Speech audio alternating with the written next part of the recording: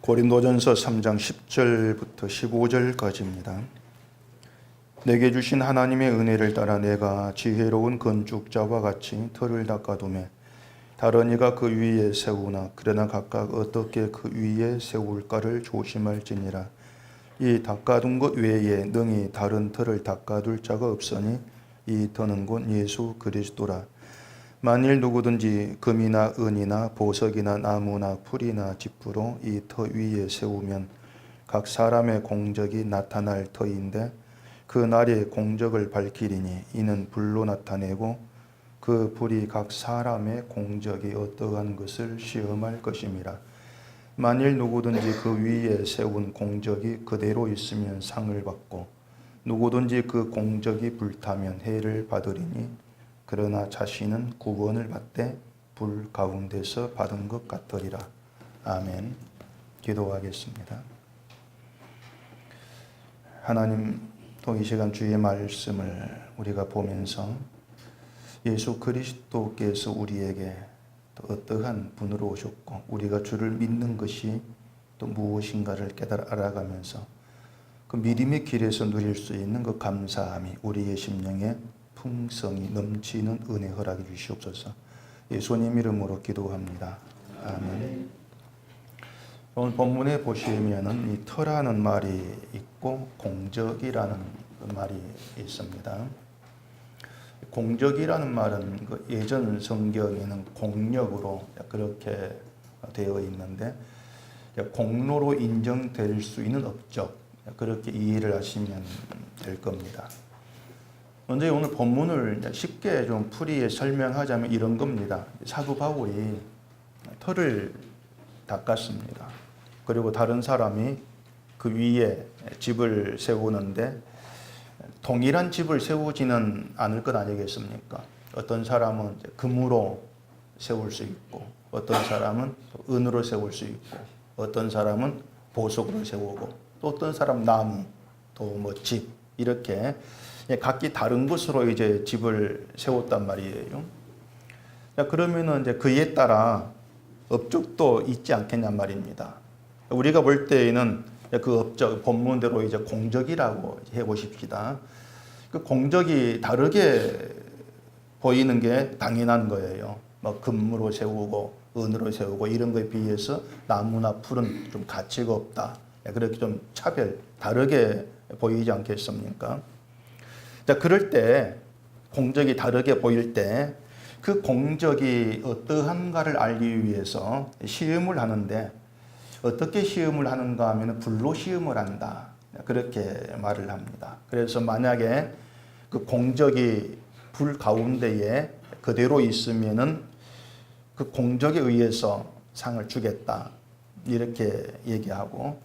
근데 만약에 공적이 불에 타버리면은 공적이 아닌 것으로 드러나서 해를 받는다. 공적이 없으니까 해를 받는다. 해를 받는다는 건 심판을 받는다 그 뜻이에요. 이렇게 얘기를 합니다. 그런데 또 15절 그 뒤에 보면은 그러나 자신은 구원을 받되 불 가운데서 받은 것 같으리라. 이렇게 얘기하는데 이 말이 좀 알쏭달쏭하게 들릴 수가 있는 겁니다.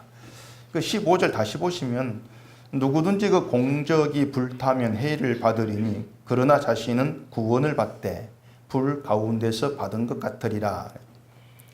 자, 누구든지 바울이 세운 터 위에 집을 세웠는데 그 공적을 불로 시험해서 그대로 있으면 상을 받지만은 불에 타버리면은 해를 받는다 이렇게 말했단 말이에요. 근데 또다시 자신은 구원을 받되 불 가운데에서 받는 것 같다. 이렇게 얘기를 하고 있는 겁니다.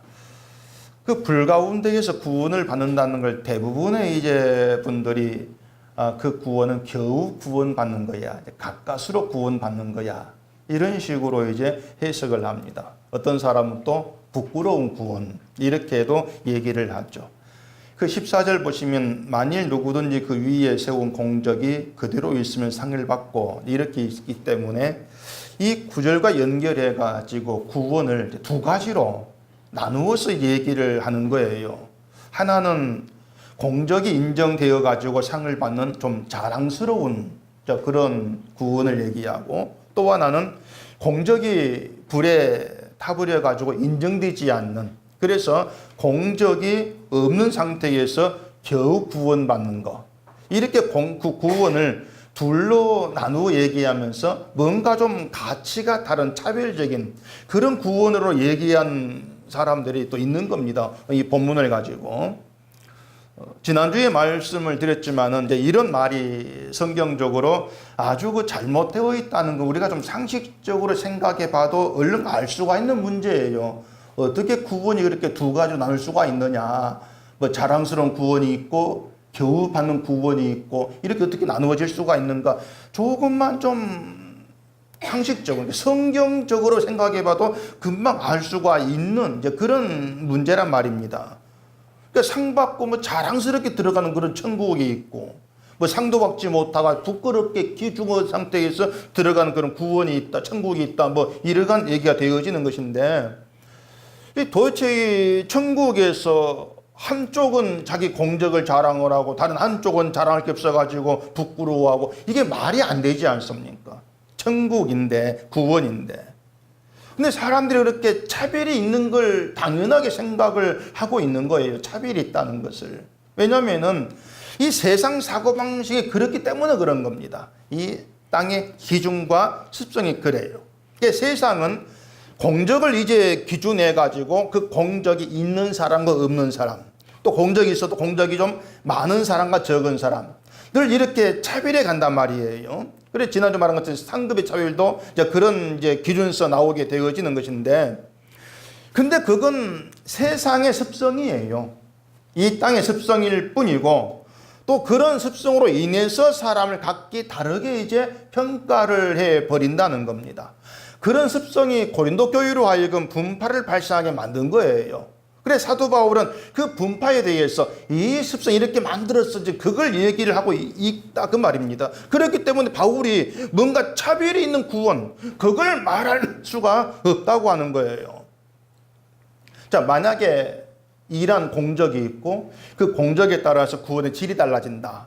그렇다면은 스데반이나 세례 요한 같은 이 사람들은 얼마나 억울하겠습니까? 이 성경에 보면은 스데반 집사가 한 일은 예루살렘 공회에서 어떤 예수님에 대한 설교 한 번 하고 돌 맞아 죽기 전무였습니다. 다른 어떤 그 업적이 안 나와요. 그러면 스데반 같은 사람하고 사도 바울하고 비교하면은 누가 더 공적이 크다고 하겠습니까? 성경에 언급된 내용만 보면은 사도 바울의 공적이 훨씬 더 많죠. 수많은 교회도 세우겠으니까. 세례 요한도 보면은 한 일이 그렇게 많지가 않습니다. 그냥 예수님께 세례 줬다. 뭐 이게 좀 큰 소리 칠 만한 이런 얘기인데 누가 뭐 떠들면은 예수께 세례 나와봐 누구야? 뭐 큰 소리 칠 만하지 않습니까? 그래도 한 일을 놓고 보면은 바울이 많아요. 그 일에 놓고 보면은 그러면은 스데반과 세례 요한 이런 사람 또 바울을 놓고 보면서 구원의 질이 다르다고 할 수가 있겠냐고 하는 거예요. 누가 더 훌륭한 일을 했는가? 바울은 모두가 다 아니다 이렇게 말하지 않습니까? 모두가 다 아니야. 이걸 두고 바울이 앞에서 뭐라 하겠습니까? 7절에 이렇게 말했죠. 그런즉 심는 이나 물 주는 이는 아무것도 아니로되 오직 자라게 하시는 이는 하나님뿐이니라. 그러니까 우리가 바울이 이런 얘기를 고린도 교회에 지금 편지로 하고 있는 그 이유를 좀 잘 아셔야 돼요. 왜 이런 얘기를 하는가? 자라게 하시는 이는 하나님뿐이다 이렇게 실컷 말해놓고 바울이 그래도 뭐 심는 일을 해야 되고 물 주는 일을 해야 되지 않겠는가 그런 말을 하고 있는 것이 아니지 않습니까? 근데 사람들은 자꾸 삐딱하게 생각을 하는 거예요. 다르게. 바울은 아무것도 아니라겠는데 그래도 심는 일을 하고 물 주는 일을 해야만이 하나님이 자라게 하지 않느냐 이렇게 얘기하는 거죠. 그리고 인간의 생각이 항상 세상의 이치와 상식에 갇혀가 돌고 있는 거예요. 그래서 상식과 이치적으로 따져보면은 하나님이 자라게 하는 건 맞지만 어쨌든 심어놔야 또 물 주는 일도 해야만이 자랄 수가 있지 않느냐. 그러니까 심고 물 주는 일도 귀하고 그런 일을 해야만이 하나님 돕는 것이다. 이렇게 말하면 그게 맞아. 이렇게 하는 것이죠. 아주 심어야지 자라게 하지. 심지도 아니는데 어떻게 자라게 할 수가 있어. 그래 생각을 하게 되는 거예요. 자, 제가 지난주에 뭐라 했습니까? 하나님이 잘하게 하니까 심는 일도 물 주는 일도 필요 없어. 이렇게 제가 말한 게 아니잖아요. 필요 없는 것이 아니고 심는 일을 할 사람, 물 주는 일을 할 사람을 하나님이 다 세우시는 거예요. 그리고 심고 물 주는 일을 한 사람이 하나님이 세우신 사람이라는 것이 어떻게 증거되는가 하면은 심는 일하고 물 준 일 그 모든 것을 내 공로로 안 본다는 얘기입니다. 그걸로 드러나게 돼 있는 거예요. 왜냐하면 내가 심어가지고 자라게 된 것이 아니고 내 일과 무관하게 하나님이 자라게 했다는 걸 알기 때문에 그런 것입니다. 이것이 영에 속한 하나님의 사람에게 드러나는 특징인데 이 육에 속한 육의 사람의 특징은 자꾸 자기 공로에 매인다는 겁니다. 그게 육의 사람이에요. 내 공적에 매인다는 거죠.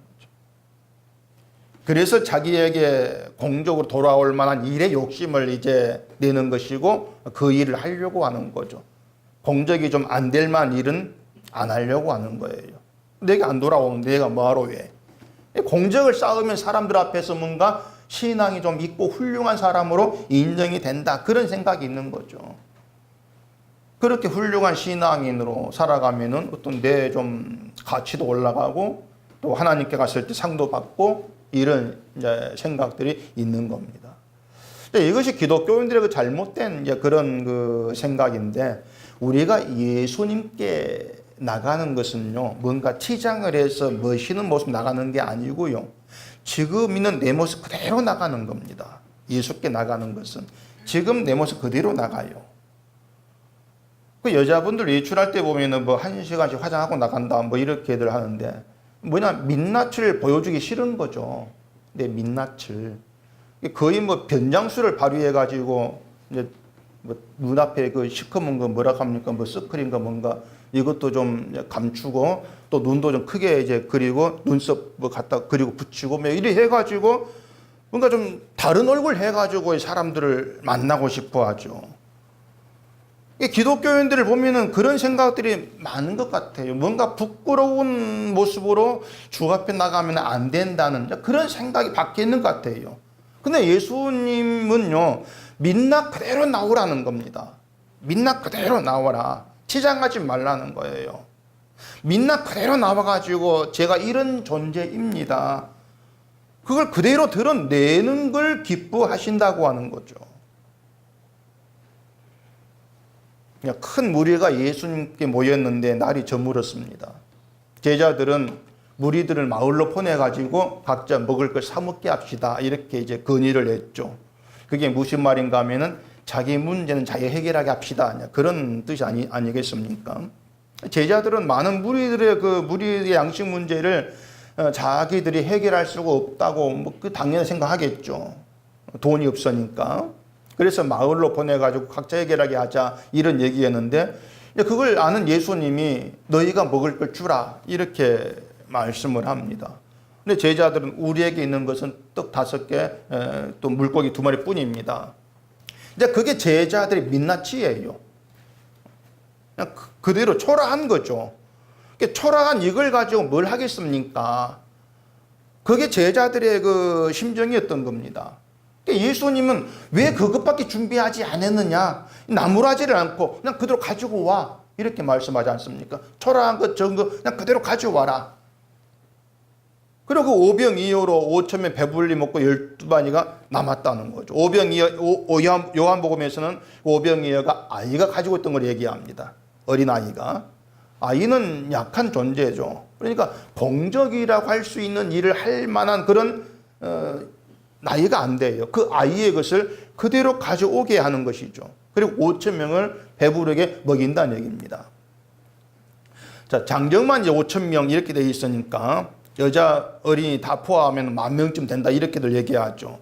뭐 10,000명이든 10만 명이든 모두가의 그 모였을 때의 공통적인 것은 죄의 존재라는 거예요. 모두가 다 죄로 인해서 흙으로 돌아갈 몸의 진화제를 안습니다. 자, 지금 여기 한 50 모였다 합시다. 여러분 모두가 흙으로 돌아갈 그런 몸일 뿐이에요. 여러분 모두가. 근데 예수님은 세상에 오셔가지고 죽으셨지만은 부활하셨습니다. 몸이 부활했다고 하는 것은 흙으로 돌아갈 몸이 아니라는 겁니다. 우리를 그 부활에 그 몸의 지체가 되게 하셔가지고 우리 또한 예수 그리스도의 몸이 되게 하신 거예요. 그게 부활의 몸이에요. 그러니까 지금 우리에게 있는 이 몸, 우리의 그 육신은 때가 되면 벗어버리면 되는 겁니다. 벗을 때가 있지 않습니까? 벗어버리고 예수 그리스도의 몸으로 부활되어서 영원한 영광을 누리게 하겠다는 것이 예수의 뜻이에요. 이 모든 일이 우리에게 이루어진 것은 십자가 사건이지 예수 안에서지 우리의 공적과 무관한 그겁니다. 그 모든 것이 내 공적과 아무 상관이 없는 거예요. 근데 왜 나에게 있는 걸 보면서 초라합니다. 그렇게 얘기하고 있느냐고 하는 거죠. 그냥 그대로 나오라는 건데, 그냥 그대로 가지고 나오라는 건데, 그러니까 우리가 어떤 모습이든지 간에 그냥 그대로 나오시면 되는 거예요. 아주 부끄러운데요. 부끄러우면 그냥 나오라는 얘기입니다. 우리를 배부르게 하고 생명이 있게 하는 것은 주의 몸과 피예요. 주의 몸과 피지 우리가 쌓은 공적 때문이 아니라는 겁니다. 이건 다 아는 내용이잖아요. 아는데 왜 그 알미 우리 안에서 내 삶으로 자꾸 나가지를 못한다는 얘기예요. 주의 살과 피로 내가 배부르고 그게 나의 영광이고 생명입니다. 이렇게 얘기하면서 왜 자꾸 자기를 치장하려고 하는 얘기예요. 해봐야 그게 아닌데. 결국 우리가 예수의 그 피와 몸, 그 의미를 잊어버리면 그 순간부터 우리는 바른 신앙의 길을 기대할 수 없게 되어버린 것입니다. 자꾸 내 공적에다가 초점을 둘 수밖에 없는 것이죠. 무엇보다도요, 신앙생활 자체에 뭔가 초라한 거, 또 자랑스러운 거, 이런 구분이 없습니다. 신앙 자체가. 결국 초라하고 뭐 자랑스럽고 이렇게 생각을 하는 그 이유가 전부 교회 생활 때문에 그래요. 교회에서 일을 많이 하는가 적게 하는가 이걸로 자기 신앙을 저울질 하려고 하는데, 교회 일을 많이 해야 신앙이 부유해진다 그렇게 생각을 한다면 그것이 이제 민낯에다가 화장을 칠하는 거죠. 그것과 똑같은 거예요. 내 민낯을 부끄러워하는 그런 것에 지나지를 않는 겁니다. 내게는 무엇이 초라하니까 뭔가로 가리려고 하는 거죠. 근데 그런 것들이 과연 우리가 예수께 나오는 신자로서 바른 신앙이냐, 이걸 생각해 봐야 되지 않겠습니까? 10절 보십시다. 내게 주신 하나님의 은혜를 따라 내가 지혜로운 건축자와 같이 틀을 닦아두며 다른 이가 그 위에 세우나 그러나 각각 어떻게 그 위에 세울까를 조심할지니라. 사도 바울이 지혜로운 건축자와 같이 틀을 닦아두었다 이렇게 얘기합니다. 뭐 집을 세울 때 틀을 먼저 닦아둔 것이 이제 순서죠. 근데 그 터가 11절에 오면은 예수 그리스도다 이렇게 얘기합니다. 터가 예수님이에요. 그래서 다른 이가 바울이 닦은 터 위에 집을 이제 세웁니다. 터가 이제 집을 세우겠죠. 각기 다른 사람이 집을 세우는데 그 집이 같을 수 없다겠습니다. 그걸 12절에서 만일 누구든지 금이나 은이나 보석이나 나무나 풀이나 지푸로 이 터 위에 세우면 이렇게 얘기하고 있는 거예요. 터 위에 집이 금, 은, 보석 이렇게 다르다는 얘기입니다. 대개 목사님들이 그것을 둘로 나눕니다. 그 13절 보시면 각 사람의 공적이 나타날 터인데 그 날이 공적을 밝히리니 이는 불로 나타내고 그 불이 각 사람의 공적이 어떠한 것을 시험할 것임이라 이렇게 말하기 때문에 불로 공적을 시험한다 이렇게 얘기하니까 불에 타지 않을 것과 탈 것 둘로 나누어요. 근데 또 보면은 그렇게 나누어져요. 금, 은, 보석은 타지 않는 거, 나무나 뭐 풀이나 짚은 타는 게 나누어지지 않습니까? 물론 금이나 은은 이제 불에 녹게 되어 있는데 타서 재가 돼 사라지는 그것은 이제 아니잖아요. 그러니까 불이 타지 않는 거 이렇게 볼 수도 있다는 얘기죠. 그러니까 그렇게 생각하기 때문에 금이나 은이나 보석으로 이제 세우는 것은 공적이 그대로 있는 것이요 상을 받는 거야. 그렇게 해석을 해버리는 겁니다. 반면에 나무나 풀, 지푸로 세우는 것은 불에 타버리니까 그런 것은 해를 받는 거야. 공적이 사라지니까. 이렇게 얘기를 하죠. 그러면서 이제 비록 공적이 불타 해를 받는데 나무나 풀, 지푸는 해를 받긴 하는데 그래도 구원은 받는다. 그렇지만은 불 가운데 받는 겨우 받는 부끄러운 구원이야. 그러니까 나무나 풀, 지푸로 세우지 마. 이렇게 나오는 거예요. 그 부끄러운 거니까. 그러면서 이 상을 자랑스러운 이제 그 구원을 이제 받아야 되지. 그래야 상도 받고 좋은 천국에 가는 것이지. 겨우 부끄러운 구원 그래 받아서 쓰겠냐? 뭐 이런 뭐 말들이죠. 근데 그런 말들은 그 성경 구절 이용해 가지고 뭐 사람이 지어낸 종교 소설입니다. 그냥 소설이에요. 전혀 복음과 상관없는 그런 말에 진화제를 안 씁니다. 먼저 그 얘기는 바울이 말한 이 불에 대한 해석이 제대로 돼야 돼요. 불. 바울이 말한 불은요, 사물을 태우는 그 불을 말한 게 아닙니다. 민수기서 31장 찾아보십시오. 민수기 31장 22절. 금, 은, 동, 철과 주석과 납 등에 불에 견딜 만한 모든 물건은 불을 지나게 하라. 그리하면 깨끗하려니와 다만 정결하게 하는 물로 그것을 깨끗하게 할 것이며 불에 건디지 못할 모든 것은 물을 지나게 할 것이니라. 불을 견딜 만한 모든 물건은 불을 지나게 하라고 하죠.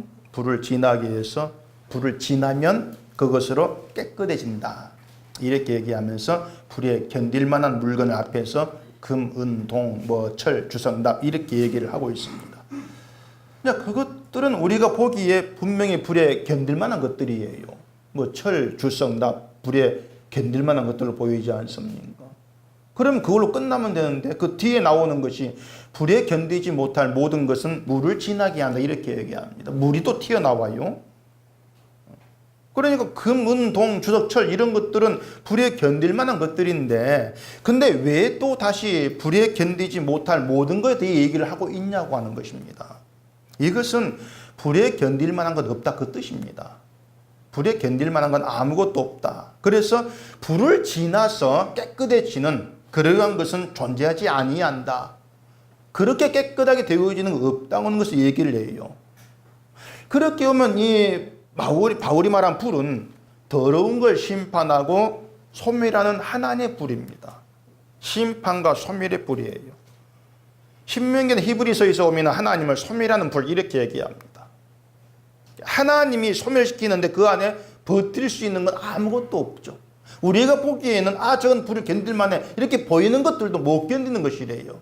일단 그 어떤 것도 불을 견딜 수 있는 건 아무것도 없다는 것입니다. 그러면 세상에서 하나님의 심판과 소멸의 불을 견디고 깨끗해져서 구원받는 건 존재하지 아니한다. 모두가 소멸의 대상일 뿐이다. 그 의미가 되어지는 것이죠. 우리가 볼 때는 금과 은, 동, 주석철 이런 것들이 견딜만한데 한데 하나님 불은 견디지를 못한 거. 그래서 깨끗해질 수가 있는 것은 그 길은 하나님 불을 지나가는 것이 아니고 물을 지나는 것밖에 없다. 그런 의미가 되는 거예요. 금은 보석 같은 신앙 그런 신앙이 있기나 한 것이겠습니까?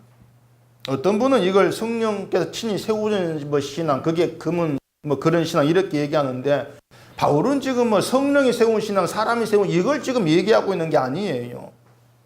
성령이 세운 신앙은 금은 보석이고 사람이 세운 신앙은 나무 풀 지피다. 그런 얘기를 하고 있는 게 아니란 얘기죠. 바울이 얘기하고 있는 것은 예수 그리스도 터 위에 금, 은, 보석, 나무, 풀, 지프로 세운다 할지라도 서로 공적 비교하면서 자랑할 수가 없다는 거예요. 왜 다 타버리는 것이니까. 공적이 아닌 거니까 자랑할 수가 없어. 그걸 지금 얘기하고 있는 것이죠. 하나님 불 가운데에서 그대로 있을 공적이 없다. 그러니까 사람이 이런 공적으로는 심판을 견디지를 못한다는 그런 얘기예요. 그래서 금으로 세운 것이나 은으로 세운 것이나 지프로 세운 것이나 하나님의 심판 안에서는 동일하다. 그러니까 그걸 공적이라고 자랑하지를 마라. 그게 바울의 의도죠. 아까 민수기에 불에 견디지 못한 모든 걸 물을 지나게 한다 이렇게 얘기했지 않습니까? 물을 지나는 그것만이 깨끗하게 되는 길, 그런 뜻이거든요. 그 물은 물세례를 얘기해요. 물세례. 그리고 물세례는 죽음을 의미합니다. 그래, 여러분이 세례를 받는 것은 난 죽었으면 그 뜻입니다. 난 죽었습니다. 그런 뜻이에요. 근데 그냥 죽었습니다. 이렇게만 알고 있으면 안 되는 거예요. 죽었다는 거 여러분과 어떻게 연결되느냐, 그걸 아셔야 되죠. 죽었다는 것이 나와 어떻게 연결될까. 참 여러분께 이런 얘기를 한다는 게 저로서도 좀 많이 힘들어요. 왜냐하면은 도무지 관심들 내용이 아니기 때문에 그런 겁니다. 이걸 안다고 해가지고 뭐 신앙이 달라지느냐, 이렇게 얘기하면 저는 할 말이 없는 거죠. 전에 말씀드린 것처럼 제 설교가 뭐 여러분의 신앙을 달라지게 하지는 못하거든요. 이걸 들었다 해가지고 뭐 하루아침에 신앙 달라진 것도 아니고 말이죠. 지금 우리가 성경을 펼쳐놓고 있기 때문에 성경 펼친 여러분에게 이 성경이 얘기하고 있는 그리스도의 세계, 믿음의 세계, 저는 그걸 지금 여러분께 설명하고 있을 뿐이에요. 가령 여러분 미술관 들어왔다고 합시다. 미술관 들어와서 미술에 대한 그 그림에 설명을 드려야 되죠. 그림 설명을. 피카소 그림을 보면서 쓴 이제 그 직원이 이 그림은 이렇고 저렇고, 그건 난해하지만은 그 그림을 아는 사람의 설명을 들으면서 아, 저 그림에 저런 의미가 있었구나. 그걸 알게 될 때에 고개를 끄덕이면서 몰랐던 걸 알게 된 그런 어떤 기쁨을 경험하는 거.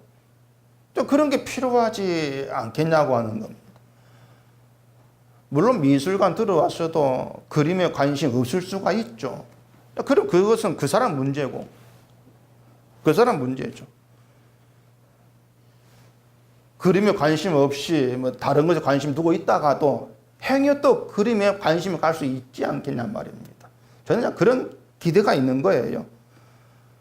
그래서 관심이 가지 않는 얘기를 하는 게 뭔가 좀 힘들긴 하지만은 여전히 성령께서 여러분 마음을 움직여 주기를 바라면서 이제 이 말씀을 뭐 드릴 수밖에 없는 거죠.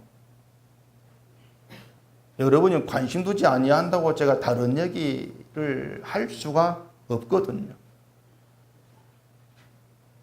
그럼 미술관에서 피카소 그림 해석하던 그런 사람이 앞에 있는 사람 관심 두지 않냐 한다고 그만둬 밥이나 먹고 놉시다, 뭐 이렇게 할 수 없는 것처럼 목사도 똑같은 겁니다. 별 관심들은 안 둔 게 보이는데 그렇다 해가지고 그만하고 놉시다 이렇게는 할 수가 없는 거예요. 뭐 길을 쓰고 또 얘기를 해야 되죠. 뭐 듣든지 말든지.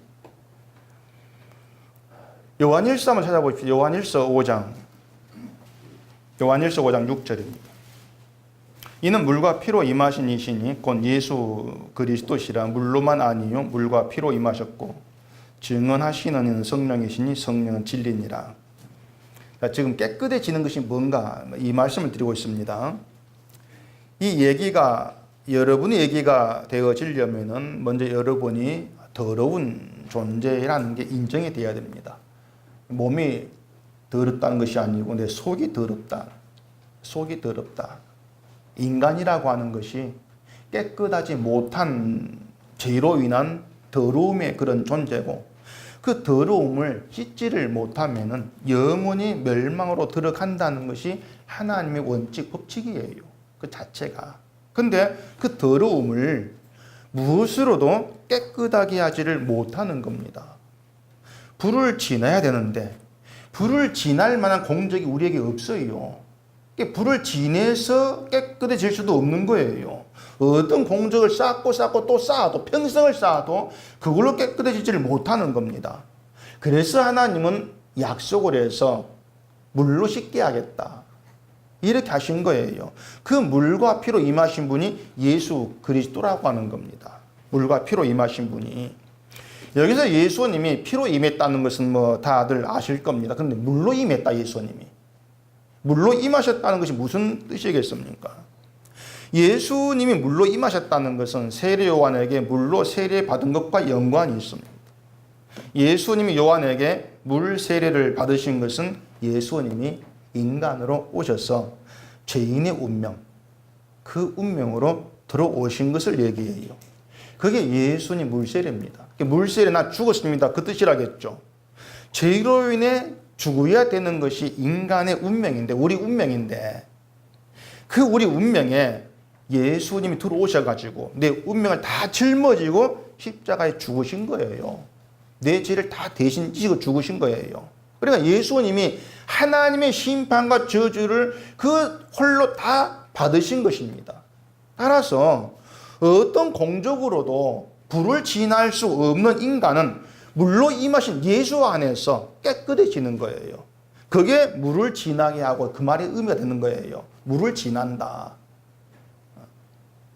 그 예수를 믿게 하는 것이 바로 성령이라고 하는 거죠. 성경 한 곳 더 볼까요? 스가랴서 13장입니다. 1323페이지 구약 뒤에 숨어 있죠. 스가랴 13장 1절 2절. 그날에 죄와 더러움을 씻는 셈이 다윗의 족속과 예루살렘 주민을 위하여 열리리라. 만군의 여호와가 말하노라. 그날에 내가 우상의 이름을 이 땅에서 끊어서 기억도 되지 못하게 할 것이며 거짓 선지자와 더러운 귀신을 이 땅에서 떠나게 할 것이라. 선지자가 장차 자신들의 죄와 더러움을 씻어줄 셈이 열리는 그날을 소망한다, 그 얘기거든요. 이것이 바로 메시아가 오신다는 의미예요. 그 메시아는 죄와 더러움을 씻는 셈으로 오시고, 그 메시아 오시는 것이 바로 셈이 열리는 거죠.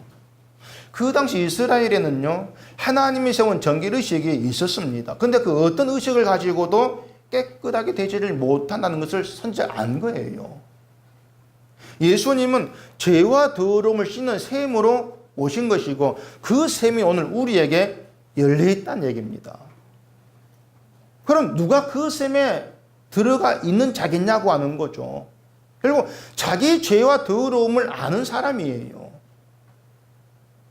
예수 그리스도가 아니면 난 내 더러움을 씻을 수가 없습니다. 그걸 아는 사람이 더러움은 그대로 예수를 찾게 돼 있다는 얘기입니다.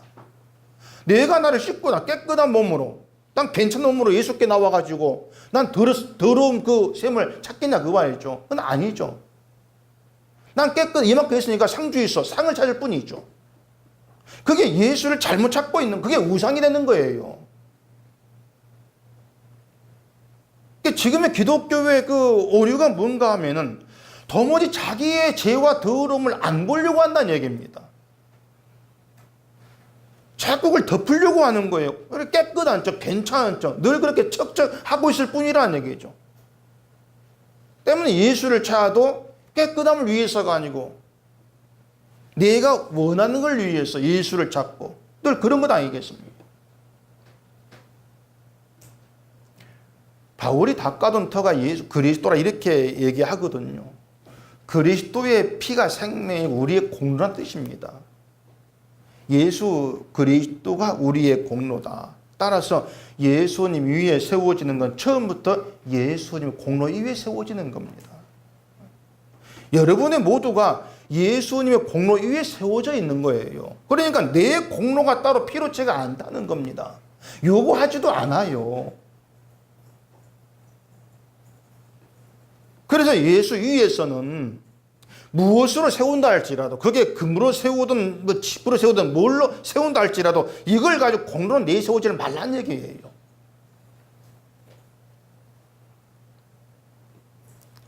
그 10절 뒤에 보시면 다른 이가 그 위에 세우나 그러나 각각 어떻게 그 위에 세울까를 조심할지니라.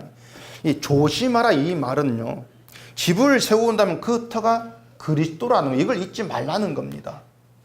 내가 세우는 그 터가 그리스도다. 그걸 잊지 말라는 거예요. 그 잊지 말라는 건 네의 공적은 없다. 예수님의 공적일 뿐이다. 이걸 잊지 말라는, 그게 조심하는 거예요. 그 공적과 비슷한 말이 불교에 있죠. 공덕이라는 말이 있습니다. 불교에 공덕. 더 좋은 내세를 보장받기 위해 행한 선행, 이걸 공덕 이렇게 얘기하죠. 그러니까 종교가 추구하는 게 다르지가 않아요. 종교의 중심에 인간이 있습니다. 모든 종교의 중심에. 때문에 인간은 나에게 유리한 것을 만들어내요. 그게 종교예요. 내게 유리한 것을. 현세와 내세 모두에게 모든 해서 유리한 것을 만들어내는 거죠. 근데 그걸 신이 그냥 준다는 것은 종교가 이해를 못하는 거예요. 형편성이 안 맞다. 분명히 선행한 한 사람인데 모두 똑같이 준 거 안 맞다. 그래서 공덕에 따라 받는 거 이렇게 얘기하죠. 공덕에 따라서 내에서 좋은 걸 받고 이렇게 얘기하지 않습니까? 결국 인간에게서 나오는 생각 같을 수밖에 없는 겁니다. 부처가 도를 깨닫고 많은 교훈을 남겼다 이렇게 얘기하지만 결국 인간의 사고에서 나온 것밖에 되지 않습니다. 인간 사고에 튀어나온 것이죠. 인간은 더러울 뿐이고 무엇으로 그 더러움을 씻을 수가 없다는 것. 이걸 모르기 때문에 공덕이라는 말을 할 수밖에 없는 거예요. 예수님이 죄와 더러움을 씻는 셈으로 임하셨다. 이것을 생각지 않기 때문에 자기 공적을 얘기를 한단 말입니다. 그리고 15절에 구원을 받되 불 가운데서 받은 같으리라. 이것도요, 앞에서 말한 것처럼 겨우 구원받는 그런 게 아닌 거예요. 애당적 구원은 우리의 공적과 무관하거든요. 그래서 힘들게 겨우 받는 구원이란 건 없습니다. 공적이 있으니까 자랑스러운 구원이 없으니까 겨우 받는 구원, 그러니까 아예 처음부터 없는 거예요.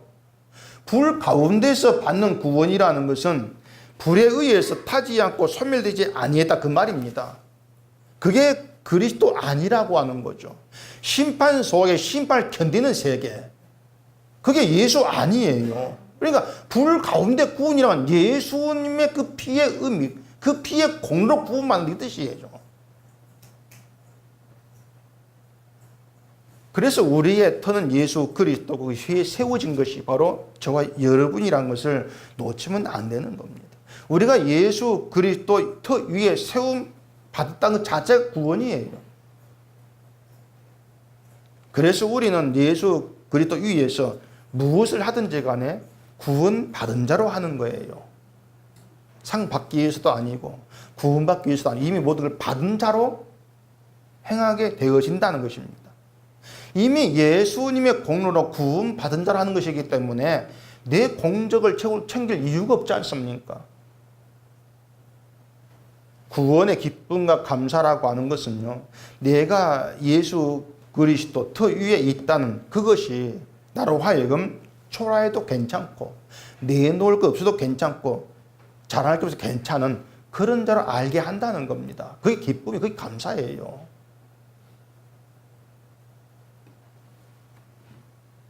예수 그리스도 용서와 그 사랑이 난 초라해도 괜찮아, 내놓을 것이 괜찮아, 그렇게 만들지 않습니까? 그게 예수님의 세계이기 때문에 그게 기쁨이 되는 거예요. 만약에 인간의 공적 가지고 상 받아야 되고 그걸 따져가지고 구원의 질이 달라지는 얼마나 힘들겠습니까? 우리가 서로 공적 가지고 다투어야 되고 내가 잘하려고 경쟁해야 되고 막 시끄러울 거예요. 공적 때문에. 근데 예수님이 우리의 공적이 되셨고 우리가 그 예수님 위에 있다는 그것으로 모든 것이 다 해결된 겁니다. 다 해결된 거예요. 그래서 은석교회가 조용하지 않습니다. 몰라요. 아마 시끄러울지 모르겠지만 제가 보기엔 조용해요. 그래서 제가 또 다시 여러분 기분 좋을 말 하나 하겠습니다. 잘하려고 하지 마세요. 기분 안 좋습니까? 잘하려고 하지를 마시고 그냥 하는 대로 하고 살아가세요. 괜찮습니다. 지금 내가 하는 게 신앙생활이 좀 부족해 보이니까 좀 더 열심을 내가 잘해봐야지, 그래야 신앙인답지, 이런 마음으로 안 하던 걸 하는 그 순간 예수님으로 인해 안도감이 생기는 것이 아니고 내가 뭔가 했다는 것이 안도감이 돼버리는 거예요. 그게 가짜라 그 말입니다. 그게 내가 서 있는 터가 뭔가를 잊어버린 거예요. 조심하지를 않는 거죠. 안 하던 걸 하고 뭐 조금하든 많이 하고 그런 것이 아니고 관심 없던 것에 관심을 하게 되어지고 그렇게 자연스럽게 가면 되잖아요. 그러다가 또 관심이 사라지면 또 안 하고 그래 했다가 안 했다가 했다가 안 했다가 그게 교회 일이에요. 그렇게 하시면 돼요. 제가 아무 말도 안 할 거니까. 왜 변덕뿐이냐고. 전혀 말 안 할 겁니다. 그렇게 사시면 돼. 단지 어떻게 살든 예수 그리스도가 저와 여러분의 터라는 것입니다. 그것으로 구원은 든든하다는 거예요.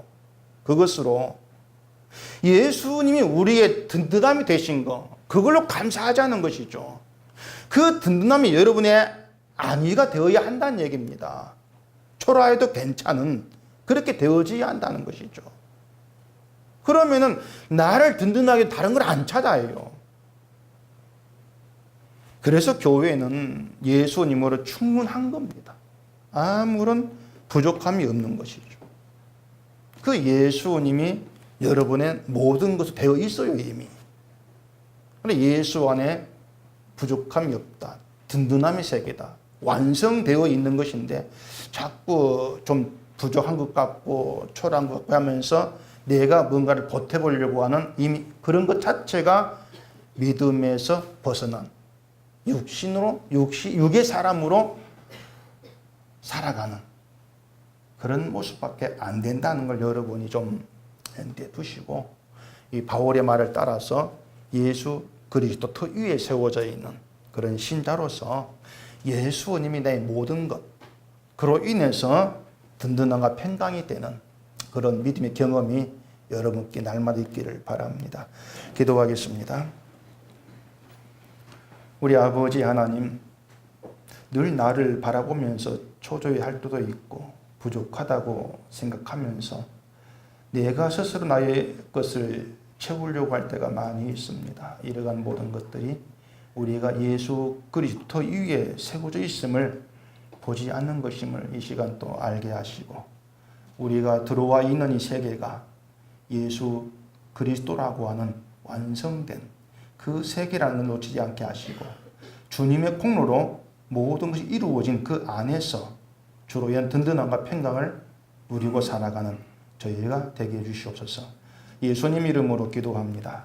아멘.